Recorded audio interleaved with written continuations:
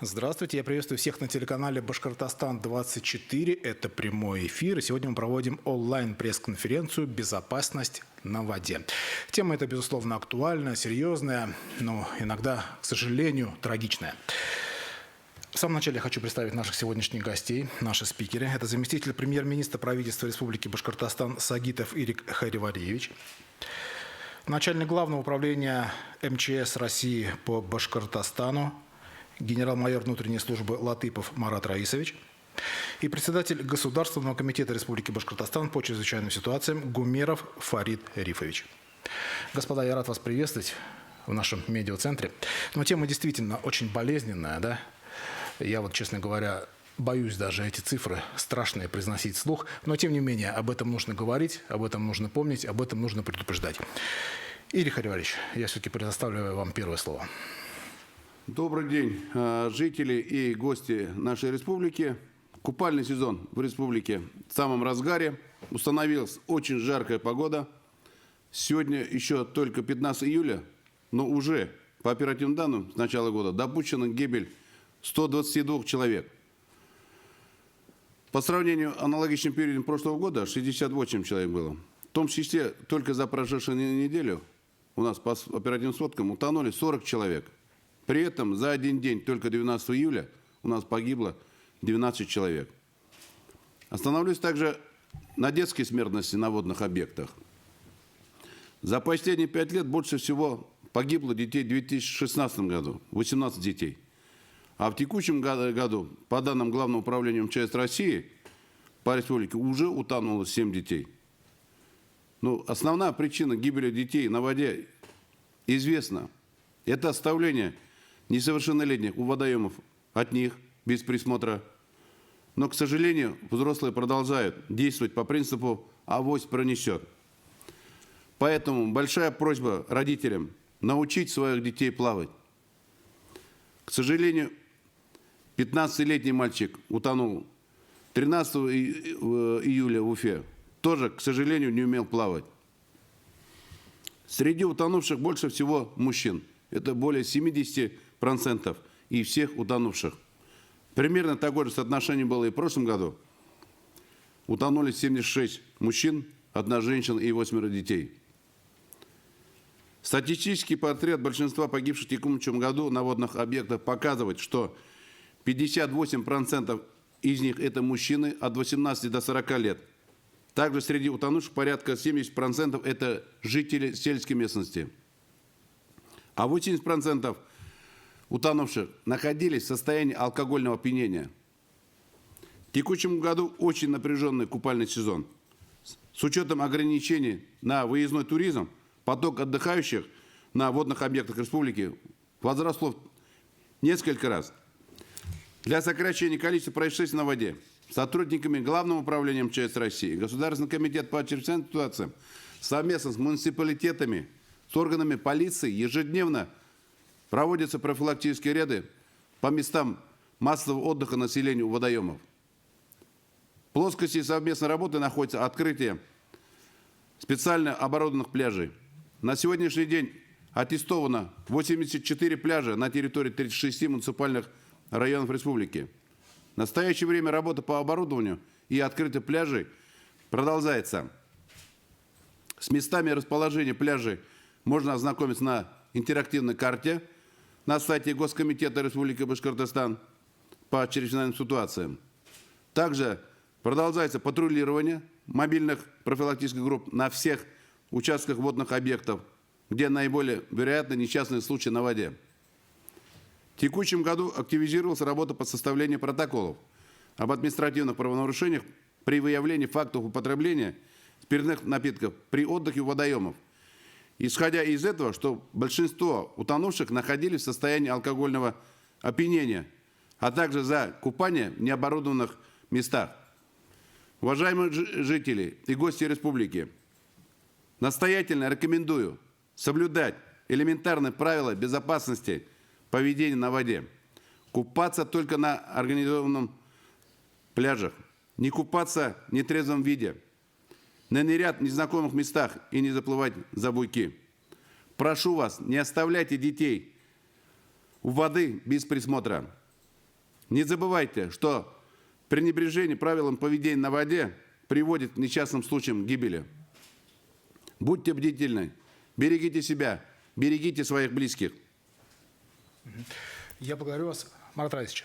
Вот к нам на WhatsApp приходят сотни вопросов, и все понятно, какого содержания. В том числе, где найти правильное место для отдыха, для купания, почему люди пьют и почему за это ничего не бывает. Но на самом деле, мне кажется, всего два вопроса. Это как сделать так, чтобы люди не тонули совсем, и какие меры для этого необходимо еще принимать. Хотя они есть, они действуют, но тем не менее, видимо, этого не хватает.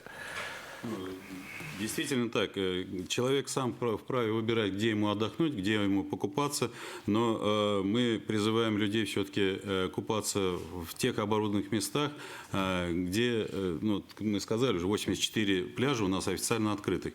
И чтобы сравнить, я только скажу, что такое пляж, по большому счету. Это пологое место, где удобно заходить в воду. Там, где имеются ограничения по глубине, это буйки установлены. Буйки устанавливаются это там, где глубина не превышает 2 метров. Дно данного пляжа обследовано водолазами, убраны все коряги, металлические предметы, чем можно порезаться и так далее. Дежурят спасатели на воде. И, ну, естественно, отведено место для детского купания, так называемые лягушатники. Естественно, это место становится безопасным, и поэтому мы призываем людей, чтобы они купались в таких оборудованных местах. И наоборот. Есть, конечно же, излюбленные места для населения, там, где они любят купаться, но зачастую это бывает крутой обрывистый берег. Ребенок, зайдя в воду, может самостоятельно не выйти, если он остался без присмотра родителей. Если немножко выпивший человек, то он тоже переоценил свои силы, и ввиду того, что резкое углубление дна, то тогда тоже может ошибиться и не выплыть оттуда. Надо сказать, что вода не прощает ошибок. И любая ошибка на воде – это смертельный исход или же люди пострадавшие. Фарид Ильич, я предлагаю вам тоже продолжить. Вам наверняка есть что сказать, как предупредить наших жителей. За статистикой сухих цифр стоят семейные трагедии. Представьте, на прошедшей неделе у 40 утонувших граждан республики остались сиротами 21 несовершеннолетний ребенок. Поэтому каждый раз мы просим, когда вы заходите в воду, подумайте, если вы в состоянии алкогольного опьянения, если вы заходите в запрещенное место для купания, вы тем самым можете подвергнуть трагедии, непереходящее горе для родителей ваших, или же вы можете оставить своих детей сиротами. У нас, у офицеров, есть такое высказывание, что устав караульной службы написан кровью тех, кто их не соблюдал. Так мы тоже хотим сказать, что правила безопасного поведения на воде пропитаны горькими слезами родителей и родных тех жертв, которые не соблюдали эти правила. Особенно для нас трагично, что гибнут дети. Мы всегда говорим, что нельзя оставлять детей без присмотра, без контроля на воде. Но этого мало. Можно контролировать ребенка, но не успеть прийти на помощь, когда ребенок окажется в опасности. Такой случай произошел 6 июля в реке Белой, около города Салават. Прямо на глазах у матери утонул 17-летний ребенок. Никто не смог помочь этому ребенку, потому что сильным течением его просто унесло. Поэтому мы хотим всех жителей республики, гостей, предупредить, что правила безопасного поведения просты, но невыполнение этих правил, к сожалению, очень трагично. Людей не вернуть, к сожалению, заново, как в кинофильмах, кадры не переиграть. Поэтому мы с болью говорим, что в этом году у нас повторяется трагичный сценарий 2010 года, когда мы потеряли за год 133 человека, и из них 80% мы потеряли купальный сезон. Такая же жаркая погода установилась в те дни в республике по всей территории. Поэтому у нас впереди еще неделя жаркой погоды. Мы обращаемся ко всем жителям не только самим соблюдать правила безопасного поведения, но еще удерживать близких, родных а также тех, кто рядом с вами, от их нарушения. Только совместными усилиями мы можем переломить ситуацию и уберечь себя и детей от трагедии на воде. Я благодарю вас, но, как я уже сказал, к нам много сообщений приходит, много вопросов задают наши люди. Один из них. Как объясняется рост несчастных случаев на воде этим летом все-таки? Чем объясняется? Вы знаете, конкретной причины тут нет. Необходимо рассматривать как их в комплексе. Ведь у нас все думают, что с ним оно не случится, но любая открытая вода – это определенный риск. Это и аномальная жара. Температура воздуха местами в республике поднимается до 40 градусов. Люди хотят поскорее охладиться и тянуться к воде. Заходить в русскую воду нельзя. Это невозможность людей проводить отпуск на морских побережьях из-за пандемии коронавируса. Они остаются дома и купаются на необорудованных пляжах. На опасных участках это где запрещено. Многие несчастные случаи на воде, как я уже выше сказал, это все связано с употреблением алкоголя. Когда выпивший человек оказывается в холодной воде, у него может случиться и инфаркт, и инсульт. Также есть большая опасность на воде для детей, которые оказываются без присмотра взрослых. Одной из причин трагедии гибели детей на воде может быть и сложившаяся ситуация, когда у нас на сегодняшний день, вы сами прекрасно понимаете, да, закрыты пока загородные и школьные лагеря, турбазы только начинают работать. И дети оказываются представлены сами по себе. Большое количество взрослого населения республики до 2020 года в летний отпускной период отдыхали на курортах. В связи с нынешней обстановкой население, привыкшее отдыхать на морях, они все практически проводят свое свободное время на водоемах республики. Поэтому при этом гибель людей происходит на водоемах, где именно не обеспечена безопасность. То есть места, где отсутствуют благоустроенные пляжи. Проведенный анализ гибели взрослого населения на воде показывает, что почти все погибшие у нас в состоянии находились алкогольного опьянения. Вот поэтому население считает, что место купания – это место для празднования, для распития спиртных напитков, место проведения свободного времени, шашлыки и так далее. И поэтому они и забывают, что с кем они приехали, забывают, что рядом с ними находятся дети, их несовершеннолетние дети. Поэтому мы в этом году усилили и административную практику. На сегодняшний день только составлено более 445 протоколов. Вот. Эти протоколы, может быть, они тоже сами говорят, что, может быть, эти люди, может быть, 445 человек, может быть, были спасены, которые могли тоже быть потенциальными утопленниками. Игорь Харькович, и как раз вот вдогонку именно вопрос вам адресован, видимо, как представителю исполнительной власти. А почему вообще нельзя на это время, может быть, запретить или ограничить продажу алкоголя, в том числе, в частности, на тех же местах массового скопления, на тех же пляжах? Возможно такое? В местах массового скопления или там на пляже водки не продают. Люди с собой приносят? Все спиртное люди приносят с собой, конечно. Но поэтому мы и говорим, мы обращаемся, и у нас по поручению главы республики именно сейчас именно по открытию пляжей, установленных мест для купания, чтобы именно не допустить. Мы сейчас и работаем, выявляем именно, чтобы не допускали употребления спиртных напитков, работаем совместно по взаимодействию и правоохранительными органами, и привлекаем и волонтеров, и раздаем памятники, чтобы люди, на речку, чтобы ходили действительно отдыхать, а не купаться, а не употреблять там спиртные напитки и превращать его в какой-то праздник. Марат Ратович, следующий вопрос, наверное, я вам адресую, как представителю спасательной службы. Когда кто-то тонет, возникает сложнейшая дилемма – спасать самому или звать на помощь? Правильный вопрос. Правильно? Да, конечно, но зачастую такое бывает, что тот, который идет спасать человека, тоже становится утопающим. Почему? Потому что это неправильное действие.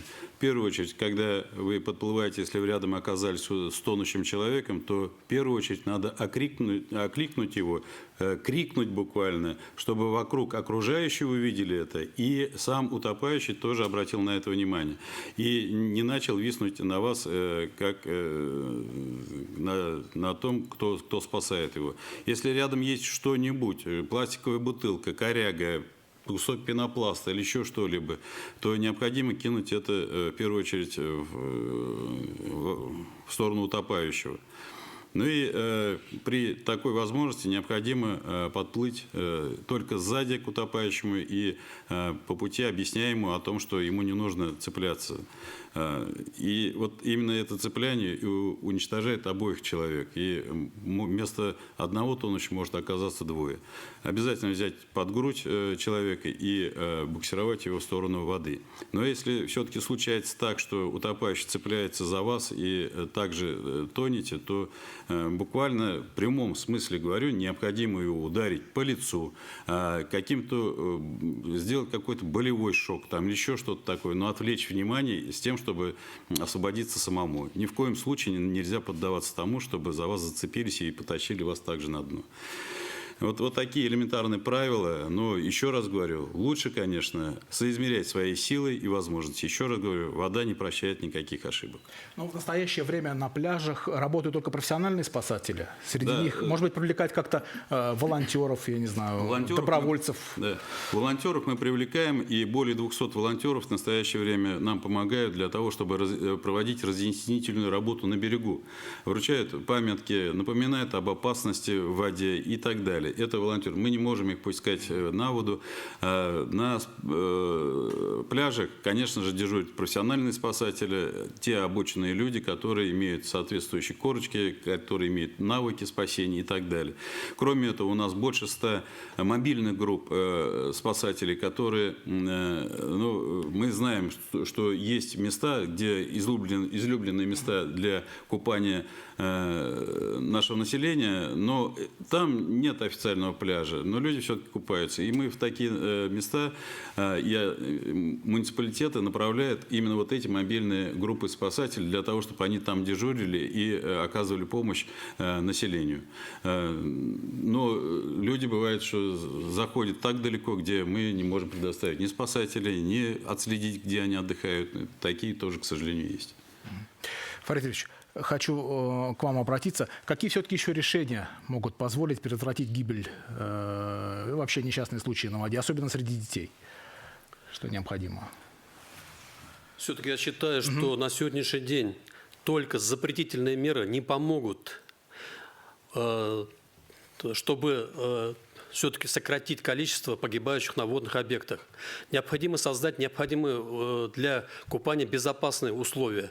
Для этого сентябрьским указом главы республики Радия Фаритовича Хабирова было принято решение о доведении количества специально оборудованных пляжей до 200. И, соответственно, мы взяли старт с числа 79. Это количество пляжей, которые были открыты в прошлом году.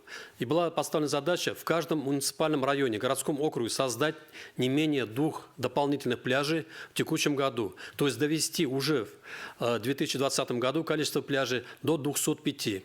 Но сложная экономическая ситуация, связанная с коронавирусом, не позволила реализовать нам эту задачу. Но, несмотря на это, на сегодняшний день, как уже было отмечено, количество пляжей достигло 84. И не обязательно именно гоняться за количеством пляжей. Необходимо, как уже сказал Марат Ильич, научить каждого ребенка плавать.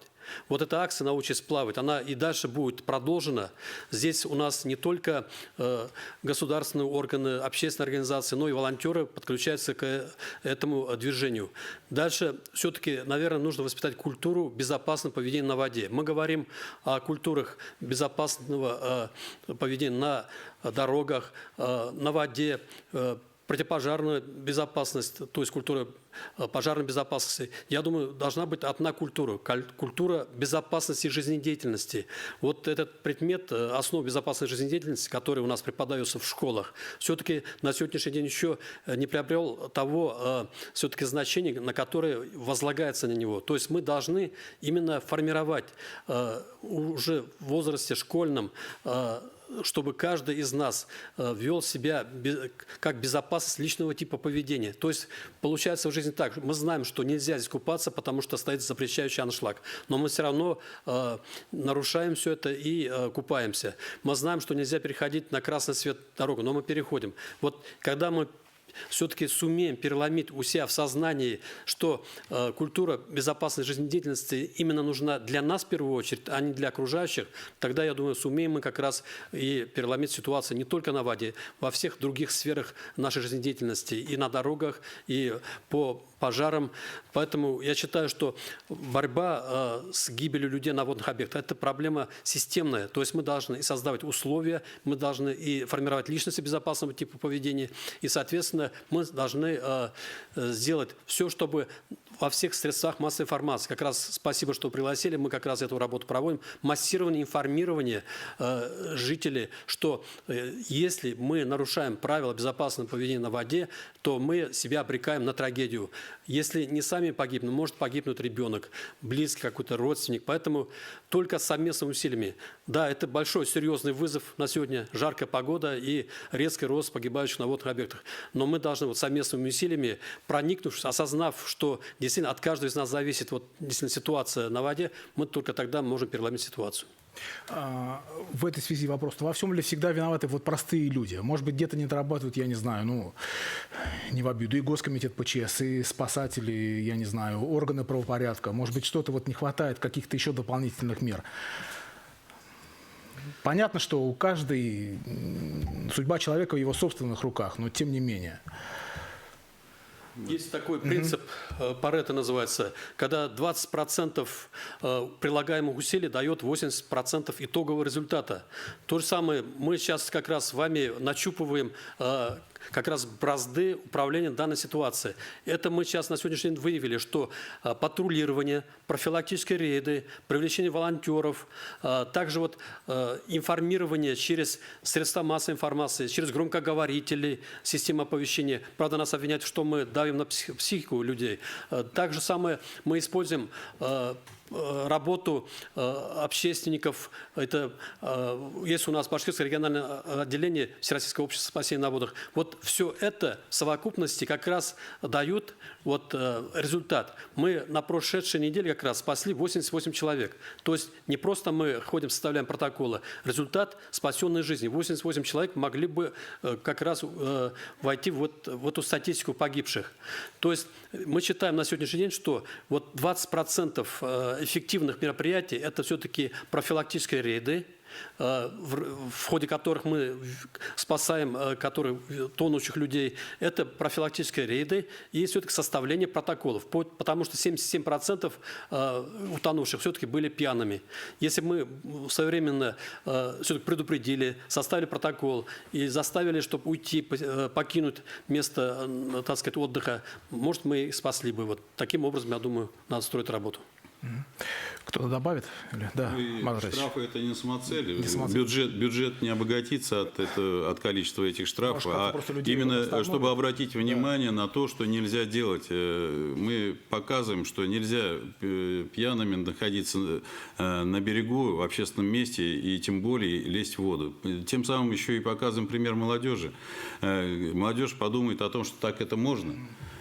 Так делать нельзя, конечно, и нужно, чтобы дети не повторяли таких подвигов в кавычках. Надо сказать, что вот еще раз повторяю, самое большее количество погибших на воде – это люди в нетрезвом состоянии. Да. Это переоценивают свои силы, залезет в воду, геройствуют, лезут дальше, плывут дальше, обратно уже сил нету. Или же другие моменты. Мы уже у них не узнаем, что там с ними произошло. Но произошло что-то нездоровое. Еще раз говорю, вода ошибок не прощает. Михайлович, да, пожалуйста. Если разрешите, значит, по большинству случаев гибели детей происходит в результате, еще раз говорю, неумения плавать. Хотя МЧС России ежегодно с мая месяца проводит акцию «Научись плавать». Есть государственная программа с Министерством образования, которая проводит все обуч, да, на сегодняшний день у нас то же самое. Там с 1 по 6 классы учат в школах плавать. Вот. Всем взрослым просто нужно понимать, что детей надо, во-первых, научить плавать. С детьми надо заниматься. Детей нельзя оставлять без присмотра. Даже вот эти заветные на 5 минут, которые элементарно. Вот на днях случилась трагедия в Архангельском районе, когда родители приехали из Кармаскалинского района, пока разгружали лодку, вещи свои перетаскивали к палатке, и их ребенок, который находился на лодке, 8-летний, утонул. Сами они даже не видели, куда делся ребенок. Начали искать по берегу, подумали, что в лес забежал. А в итоге вот этот, буквально 2-3 минуты, и ребенка нет на месте. Это вот эта трагедия. Потом элементарные вещи. Дети, которые не умеют плавать, наверное, все-таки на воде должны использовать средства плавающие. Это и спас-жилеты, да, и нарукавники, и прочие вещи. Все, что может спасти жизнь. Вот еще один момент, может быть, не все родители есть надежда. Вот у воды нет чужих детей. Поэтому следите за детьми. Если вы понимаете, что их родители отвлеклись, дети гибнут по недосмотру родителей. И гибнут они тихо. Они смотрят за детьми чаще всего потому, что, как я уже выше говорил, или мы там пьянствуют, жарят шашлыки, громкая музыка, отвлеклись, ничего не слышно, вот весь результат. Может быть, в этой связи, вот вы говорите, детей нужно обучать плаванию в обязательном порядке. Может быть, как-то в школах как-то вот начать практиковать, какой-то урок ввести или вот этот момент? У нас, я сейчас вот только что сказал, да, у нас Министерство образованием занимается. Есть государственная программа, которая принята Владимиром Владимировичем Путиным еще. В каждом школе с малых лет у нас сейчас идет специальная программа «Все обуч». То есть мы обучаем детей уже с начального, с 1 класса к обучению. У нас есть программа, мы стараемся уже в каждом районе создать бассейны. Бассейны именно для обучения детей. И стратегия развития у нас на ближайшую перспективу до 2024 года – это строительство еще 16 бассейнов. Ну и, как мы говорили, акция по МЧС идет «Научись плавать». Это работа не сегодня, это не летняя работа, это в учебный период, в зимний период. Бассейны у нас есть, и мало того, еще они строятся с поддержки правительства Российской Республики Башкортостан. И мы всегда с Министерством образования проводим такие мероприятия, как в рамках физической подготовки, в рамках уроков ОБЖ. Дети направляются в бассейны, и там профессиональные тренеры обучают детей плавать. Это вот основа основ. Но кроме этого, кроме школы, кроме физической подготовки, которые в школах занимаются, нужно еще и, чтобы родители тоже помогали этому вот сейчас на водных объектах и учили именно плавать, а не так, чтобы оставлять их без присмотра и авось сами научатся как-то. Нет, конечно, не так. Владимирович, вы добавите по этому вопросу? Я добавлю еще, хотел бы, пользуясь предоставленной возможностью, сказать, что думают, что пьяные люди погибают на водных объектах из-за плохой координации их движения. Но это не так. Зачастую они погибают из-за резкого сужения сосудов. После употребления спиртных напитков происходит, сами знаете, что расширение сосудов, а потом, когда человек попадает, у него температура тела 36,6, попадает где 20 градусов, резко перепад температур и резкое сужение сосудов, и там, где слабый сосуд, там и лопается. Если это сердечная мышца, то, естественно, инфаркт. Если это в голове, то возможен инсульт. И мы наблюдаем в последнее время, да, 60% утонувших в возрасте от 20 до 40 лет. Но если возрастные в основном они были трезвые. И это дает нам повод думать, что вот именно резкий перепад температур привел к тому, что лопнул слабый сосуд, и человеку плохо стало прямо на водном объекте, и в этот момент не было рядом человека, который бы ему помог, спас. Поэтому мы обращаемся также и тем, кто не употребляет спиртные напитки, находясь на водных объектах. При купании, если вы резко зайдете, а не так, что постепенно, нужно зайти всегда постепенно к воде, чтобы организм привык, чтобы не было резкого перепада. Даже вы рискуете в жаркий день получить, естественно, соответствующие осложнения, связанные с сосудами, и если не будет рядом человека, можете погибнуть. Поэтому эта проблема очень системная, требует именно вмешательства здесь и медицинских работников, и спасателей, и информационщиков. Поэтому заместитель премьер-министра правительства Республики Юрием Харитовичем Сагитовым как раз вчера было принято решение о создании межведомственного оперативного штаба на базе Главного управления МЧС России по Республике Башкортостан, куда будут входить специалисты разных отраслей, чтобы выработать совместные межведомственные мероприятия по дальнейшему сдерживанию ситуации с гибелью людей, а в идеале недопущению дальнейшей гибели людей на водных объектах. У нас остается не так много времени, тем не менее, я не могу не задать этот вопрос. Мы сейчас живем в условиях коронавируса, в условиях пандемии. Тем не менее, приходишь на пляж, там люди буквально, мягко сказать, трутся друг друга, без масок, не соблюдая социальную дистанцию. Вот это что, как считать? Нарушение или вот людей тоже можно понять? Указом главы Республики Башкортостан разрешено, на пляжах ношение масок. Потому что в основном люди, опять же, приходят с семьями, с детьми. Все прекрасно знают, но там хотя бы везде установлено с соблюдением дистанции в обязательном порядке. И обработка в обязательном порядке и антисептиками. Просим с собой все это приносить. Вот. В том числе, чтобы каждый человек должен заботиться о себе, беречь свое здоровье, говорю еще раз. Вот именно в период пандемии коронавируса COVID-19. Да, И опять-таки мы говорим же об официальных пляжах и неофициальных пляжах. На официальных пляжах это стремление есть к этому, стремятся руководители и хозяева данных пляжей, они максимально по возможности отслеживают эти вопросы. Конечно же, в масках не позагораешь, но расстояние соблюдать нужно, и соответствующие требования там выполняются. Мы говорим о тех местах, где это не соблюдается, это дикие места, там, где и контроля, соответственно, такого и нету. И люди туда приходят те, которые, может быть, бессознательно, сознательно, но кучкуются и собираются определенные компании. Тем самым нарушают еще и этот запрет тоже. Валерий Ильич, добавить?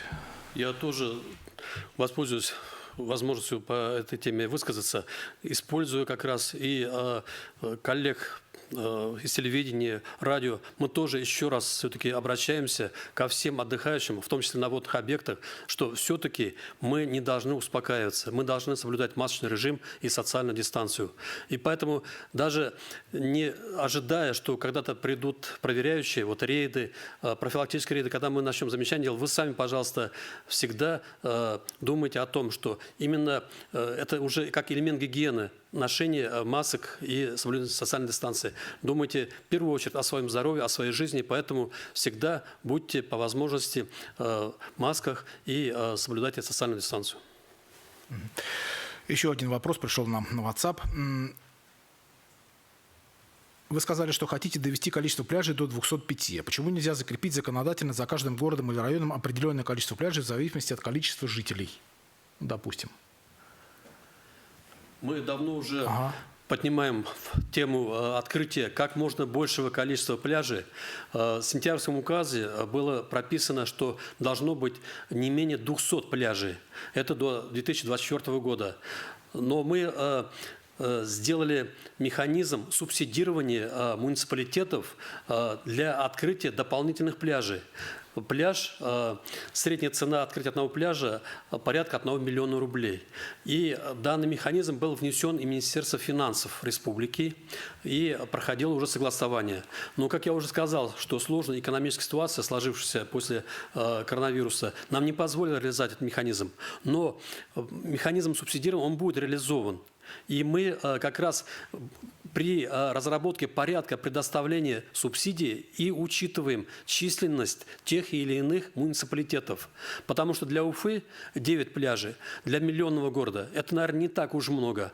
Нужно будет увеличить. Естественно, Уфа на сегодняшний день пошла навстречу все-таки просьбам и спрогнозировав большой рост, на сегодняшний день 3-кратный рост отдыхающих водных объектов, вместо прошлогодних 7 открыл 9 пляжей. Но вот когда заработает уже порядок предоставления субсидий, я думаю, что это количество пляжей уже будет в Уфе не 9, а намного больше. Соответственно, в таких крупных городах, как и Салават, Стертамак, Нефтекамск, там тоже количество пляжей будет существенно увеличено. Да, республика, глава республики Ради Фаридович Хабиров и правительство республики Башкортостан именно ставит задачу создания безопасных условий отдыха на водных объектах. И один из этих элементов – это как раз и открытие максимального количества пляжей, специально оборудованных со спасателями. То есть мы работаем с учетом пока существующих экономических реалий. Спасибо. Игорь Ильич, не добавите по этому вопросу? Ну, добавить, Наталья, ежедневно работаем. Вот на сегодняшний день, я же говорю, уже 84 пляжа у нас открыты. Я думаю, в ближайшее время мы доведем ее до 113. Ежедневно мы аттестованные пляжи открываем. Для этого есть все возможности. И у нас по этому вопросу, по открытию пляжа, находится на контроле главы республики. Марта, сейчас действительно, если пляжей будет официальных больше, это изменит ситуацию? Ну, конечно, изменит, но все очень просто. Если мы говорим, где запрещено, там нельзя купаться, то тогда предоставьте там, где это нужно, и можно это делать. Но, конечно же, это делается только увеличением количества пляжей и вместимости этих пляжей. Но создание пляжа – это не такой простой вопрос, как, казалось бы, отгородил территорию и назвал его пляжем. Там и должны быть и соответствующие пробы воды, это и соответствующий берег. Если он не сделан этим, то этот берег нужно сделать пологим.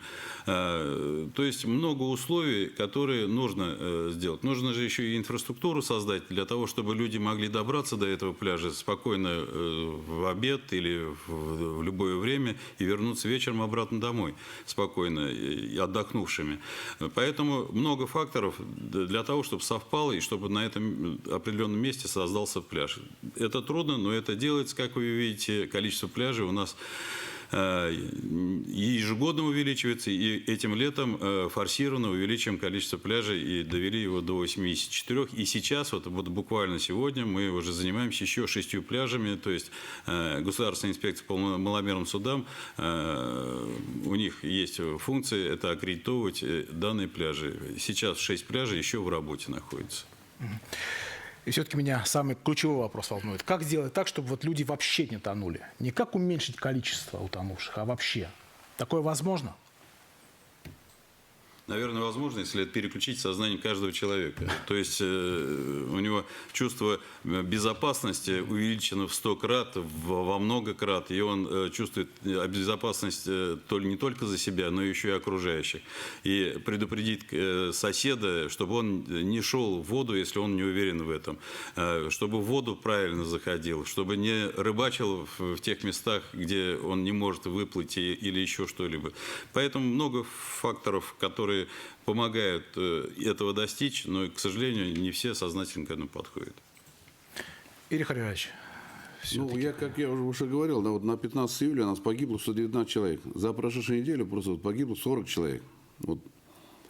Только за прошедшие выходные утонуло 19 человек. С 1 июня 69 человек извлечено из воды. Кодексом республики об административных правонарушениях по статье 13.12 предусмотрена административная ответственность статьями 20.20, 20.1 Кодекса административных правонарушений Российской Федерации. Тоже предусмотрена ответственность. Если мы говорим, чтобы там никто не утонул, да мы говорим о ужесточении, то уговорами и информированием о трагичных случаях мы уже каждый день же говорим. Я с утра до вечера мы через телевидение, через радио, через газеты, через интернет доводим до людей, чтобы сохранить наших людей. У нас другой задачи нет. Нам надо спасать людей, нам надо беречь наших жителей. А очень трагично до слез, да, когда мы ежедневно услышим, ребенок утонул. Как это произошло? Почему это произошло? Если мы даже взрослых людей перед проведением рейдов останавливаем, беседу проводим. Вот буквально на днях гражданину, ему там, чтобы он купался там в оборудованном месте, был трезв и так далее, и так далее. Но он заявляет, ну, если я умру, то это мои проблемы. Вот, понимаете, да? Вот. Люди, правильно Марат Раисович говорит, пока люди, наше самосознание, оно должно быть, вот приехали, значит, не только вот с себя, то есть безопасность своя должна быть. Безопасность тех людей, которые находятся рядом. Те люди, которые купаются рядом. Особенно дети. Дети же они не знают, там, зашли в воду и так далее. Дай бог, там спасатели. У нас аттестованных пляжей у нас там не так много. Но люди же уходят купаться именно в дикие пляжи, где не оборудованы, где их никто не видит, подальше от людей. Вот и получается трагический случай. Поэтому еще раз обращаемся и просим купаться только в аттестованных пляжах. И не допустить употребления спиртных напитков. И контроль за детьми. Контроль, еще раз контроль. Фарид Юрьевич. Девиз правительства республики Башкортостан – лучший регион для жизни. И, естественно, все делается для того, чтобы создать необходимые условия безопасного отдыха. Принята стратегия развития пожарно-спасательных сил на территории республики до 2030 года. Буквально 10 июля поставили на дежурство новый поисково-спасательный отряд на Павловском водохранилище. Там у нас ежегодно отдыхает до 100 тысяч человек, до 3000 маломерных судов. Чтобы обеспечить безопасность развивающегося на базе Павловского водохранилища туристического кластера, создан новый отряд. В прошлом году создали поисково-спасательный отряд в селе Малаяз имени генерала Ахмедханова. То есть делается много.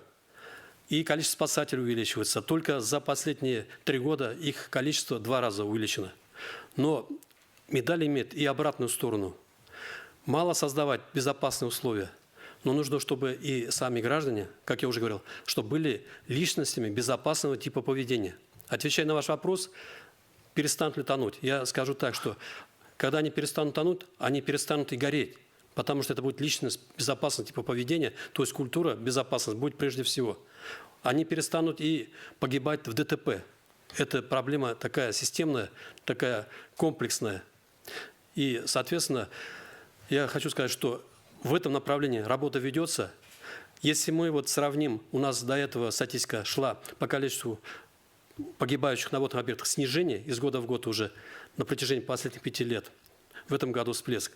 То же самое идет у нас снижение по количеству погибших на пожарах и по количеству погибших на ДТП. Это означает, что потихонечку мы приходим к пониманию того, что безопасность – это самое главное. И мы сами становимся уже более осторожными в нарушении правил безопасного поведения.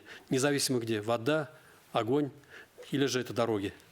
Поэтому я думаю, что мы этого постепенно будем решать, но это уже совместными усилиями, в том числе и средств массовой информации. Спасибо. Спасибо. Уважаемые спикеры, я благодарю вас за участие в нашей онлайн-пресс-конференции. Если есть что добавить, нет? Ну, есть, да. Уважаемые коллеги, журналисты, в первую очередь хочу всех поблагодарить за участие в сегодняшнем мероприятии, за интересные и актуальные вопросы. Сейчас приглашаем всех журналистов для участия в профилактическом рейде.